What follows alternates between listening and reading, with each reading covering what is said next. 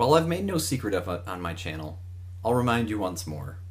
I think that creating really exciting sessions, and sessions where a lot of the narrative progresses and gives something for folks to go home with, is one of the ways that we bring in new players. It's one of the ways that we keep existing players. It's one of the ways that we get to know each other and our styles of play and see if, when we're trying out a new group, it's a good fit. So, there's a kind of bad habit that we develop as groups, as players, and as GMs. And among all the bad habits in gaming, I think this is the one that merits discussing the most. They're the sort of bad habits that slow down play without adding anything. I'm the complex games apologist. Let's have a few skits and get into it. With a powerful heave, you shove open the dungeon door, and a gust of musty air greets you as you push your way inward. The flickering light from your torch casts shadows across the room, and I rolled a 12 on my perception check, so I guess I don't see much. You stalk from shadow to shadow as you approach the group of goblins. Soon you find yourself near to them. I tripped over a rock, so I guess not. So rather than give you a litany of accusations against veteran players or list sort of all my rants about folks that have done these things, what I will instead do is seek to create a set of maxims and give you my advice when I've seen myself improving as a mentor when I'm a fellow player character alongside new folks, and when I'm a game master helping newcomers navigate the experience of play. How was it that I improved and was able to cut out some of these bad habits from play? The first one that I want to point out, and I think it's the most valuable piece of advice that I can give you today, is about pre-rolling.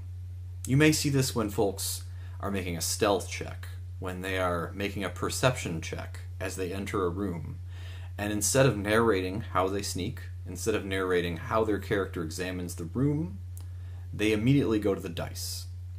And I don't know how this got started, how this bad habit developed. I suspect that it may be a litigious dungeon master, but I also think it may be a resort to the computer gaming style of play, where folks think of things as buttons to press on their character sheet. Suffice it to say, though, when we play the game, the default mode is a player narrating his actions, and we halt that to make a roll when it's merited. So, end pre-rolling at your sessions. Let folks talk about what they're going to do, and so long as it doesn't pass that sort of take 10 threshold, where 10 plus their skill modifier is higher than what you think the difficulty would be, let them keep going. There's very few situations where I think that this style, outside of a crisis, can put you in the wrong. On his channel, Runeslinger has an extended discussion about this within his Call of Cthulhu 7th edition review, and I recommend you take a look at it. But suffice it to say, don't interrupt the narration of play with dice unless there's a really good reason to do so. And players should also feel at liberty to do things without picking up their dice. It's just a playstyle that I've developed over time, and it's served me well. Now this next one may come off as a little bit more of an accusation, but trust me, I'm guilty of it too. What I'm talking about is kind of over-wagering when it comes to how much homework and how many mechanics your character sheet can involve. Don't be a druid when you're very new to a system. The druid engages shape-shifting, summoning, and a host of other things, and then you have another character sheet to manage, your animal companion. So reconsider. And then there are hidden complexities. You may think that a barbarian is simple, but unfortunately, in most recent editions of the game, the barbarian involves sort of instantaneous changes to your statistics, your constitution, and your strength, which can alter a lot of different things on your character sheet. And if you're not really cognitively in a space where that's something that you can manage, maybe reconsider. Now, the other side of the coin is that if you are an experienced player, you need to take responsibility and be a battle buddy for someone who wants to take on these options. Help them sort it out. One thing to do when it comes to barbarian rage is to create a flap on the character sheet where rage changes things, or even have a raging character sheet or overlay that goes on top of the sheet. And this is really effective for most players, and it's something that you can do for them. It's involved to go through that trouble, but if you are on the experienced ends of things and you're already passionate about the hobby, it's something that you can do to make someone's experience at the table, their early years, if you will, that much more exciting. So consider that. And a little subset right here about this is about spell preparation. Set a good example when it comes to memorizing spells. Write down your spells, maybe even have yourself a little form. And I see negative habits develop where folks don't memorize their spells, and they feel guilty because they're supposed to at the start of the day, and they end up just casting cantrips, for example.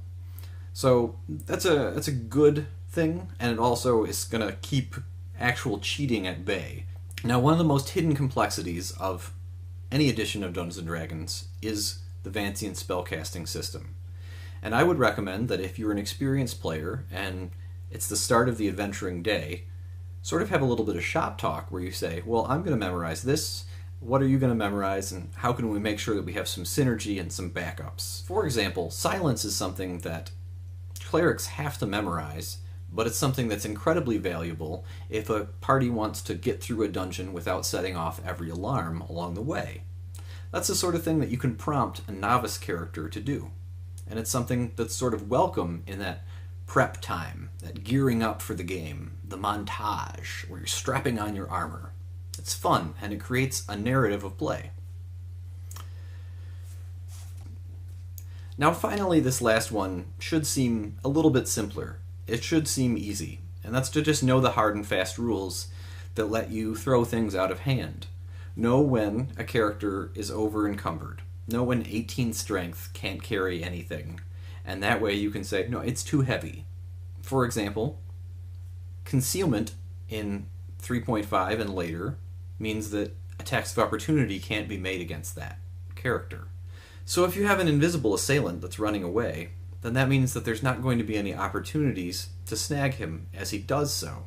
Only readied attempts to perhaps put a foot out in front of him as you see his footprints go across the wet beach.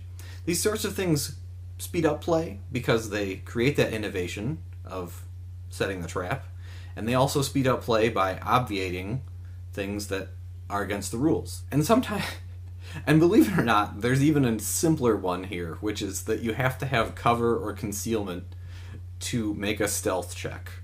As in, there's no hiding without darkness or shadows. After all, in early editions of the game, the skill was called Hide in Shadows, and yet I see people try and use it elsewhere. And while it's a rule side, it's a mechanical thing where you can say, well, that square doesn't have concealment. It'll amount to a narrative product, especially when you're not drawing out the grid and you're sort of in a theater of mind mode. If someone says they're going to sneak away and it's a brightly lit day, then that won't be possible. And at the same time, that also means that if there is a copse of woods and there's a diplomatic meeting, say in the same fashion that there was between Stannis and Renly, then if a character wants to be a sniper, he has to go there. And so there's this prompt that you can offer through the mechanics that can create more story and more visuals. I think that's really good for the game. So to wrap up, what I mean to be telling you is not to reuse the rules as some sort of device that's the beginning and end of both the game, the simulation, and the story. Instead, each of those things are entities unto themselves that abide outside of the rules, and the rules are a really great tool. I have a power drill sitting over there on the shelf, and if I needed to drill a screw into the wall, I'd be loath not to pick it up. And at the same time, sometimes a screwdriver or your own hand will do when it's a wingnut. And that's the final strategy, is to think in metaphor about how to apply the tools of the rules and when to leave them behind. And when you're a player character, think about how a problem doesn't need a tool unless the GM says it does. And use your imagination within that freedom. And you'll see more happen at the session, and you'll see yourselves get further in adventures. Maybe you will see a campaign reach its fruition, complete Book 6 of an adventure path. After all, these are the sorts of imperatives that I think all of us are interested in, and we can all help without leaving behind the mechanics, without fast-forwarding through the important bits. We just gotta take responsibility for a few things, and set a good example for newcomers. I'm the Complex Games Apologist.